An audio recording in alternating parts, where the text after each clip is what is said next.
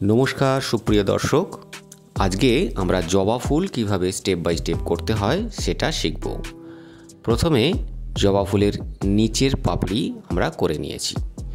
एते सुविधा कि हबे एर ओपरे परपर पापड़ीगुलोके आमरा साजिए गुछिए बसिए दिते पारबो। जे कोनो एक धार थेकेई शुरू करार नियम।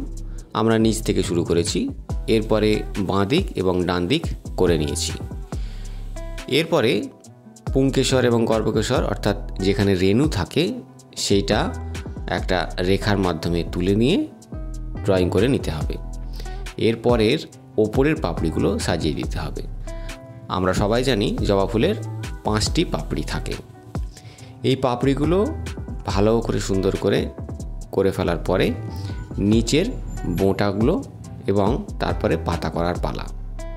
যেভাবে দেখানো হচ্ছে ঠিক সেইভাবে তোমরা ধীরে ধীরে যদি স্টেপ বাই স্টেপ ফলো করো খুব সুন্দর এবং ইজিলি এই জবা ফুলটা তৈরি হয়ে যাবে।